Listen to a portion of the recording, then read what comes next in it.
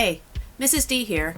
Now that I've tackled MLA research, I'm setting my sights on broader first-year writing topics.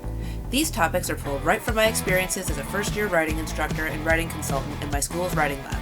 With that said, today's topic is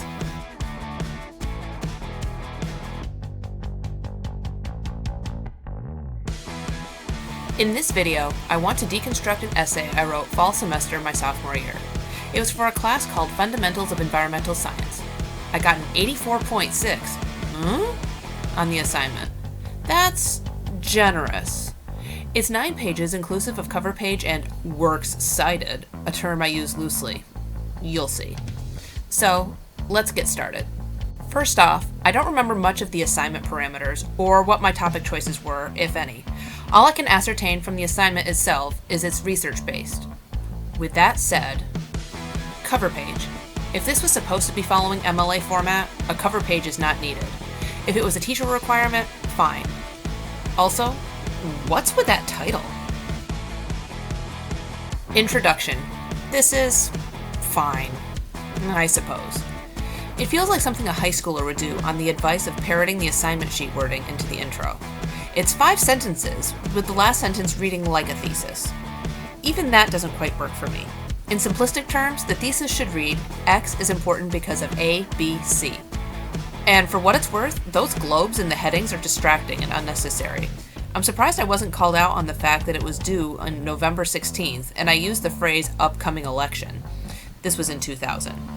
I really doubt this was peer-reviewed or went through the formal drafting process, so that statement is outdated, as is some of the information, I bet. Body. The organization is bizarre.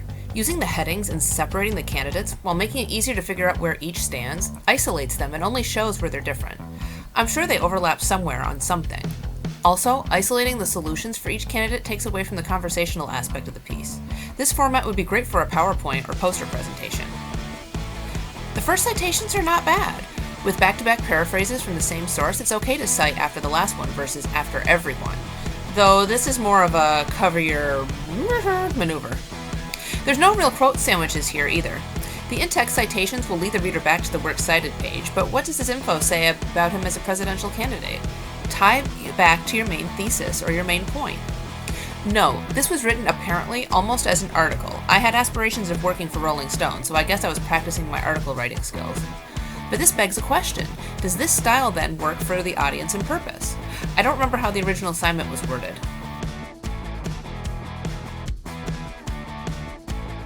Is this supposed to be sarcasm? Well, I can't remember. It is also set up like a Lewis Black bit, so there's the possibility that that's the case.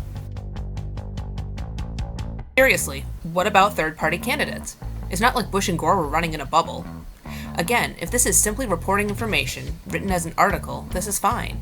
As an academic essay, the cited information needs to be tied back to the main point. There's less about Bush's achievements and beliefs, re national parks and land preservation. There's 4 sources at the end. Would further research have yielded better results? One sentence, however long, does not a paragraph make. Slightly more lead-in to the solutions is needed here. Read, more I say and less they say. The League of Conservation Voters quote is a bit awkwardly inserted. That's fine in the early drafting phase, but in a final draft, it feels grafted. There needs to be some explanation here in order to make it work. The quote at the top of this page does the same thing. Also, should this be a long quote and formatted thusly? The citations in the middle here makes the sentences hard to read. It disrupts the flow. Cite at the end of sentences. Again, some commentary or meta-commentary is needed here to bring in the main point of the essay. Otherwise, it's just a bunch of facts. RE drilling in the Arctic? Expand a bit here to show why this is a good thing from a Republican perspective. Simultaneously, back in the Democrat section, show why preservation in the Arctic is vital. All this adds balance. Yay, finally! It's thin, but there's the bottom of the quote sandwich, starting with it almost. So then, what does that say about Bush's credibility? Wait. I'm agreeing with Gore, but water it down to an elementary reward system? It almost sounds like I'm mocking my own view. Wondering if in this concluding section I had to agree and state why, hence the language here. And this hurts my pride a bit. I lived outside the Adirondack Park my entire life, and I don't know how to spell it. Ugh, rock star. Conclusion. Interesting that here is where I choose to acknowledge that the election was in the past.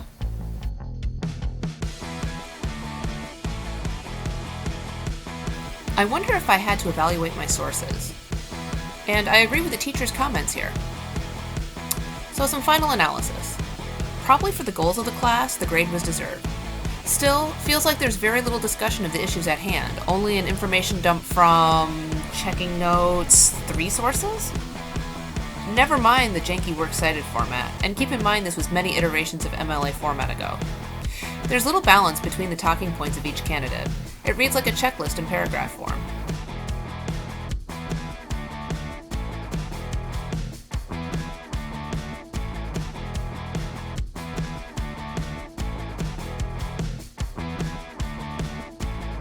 In my next videos, I'll dive into rhetorical analysis. If you have any questions, you can get at me the old-fashioned way via Gmail. I'm always available on Twitter. You can also hit that bell to subscribe to my YouTube channel to be notified of my latest videos. Please subscribe to my Substack email list, where I go a little more off-topic and reminisce about my time as a writing instructor. If you're looking for one-on-one assistance with a writing assignment, I'm happy to help via Zoom. Thanks for watching!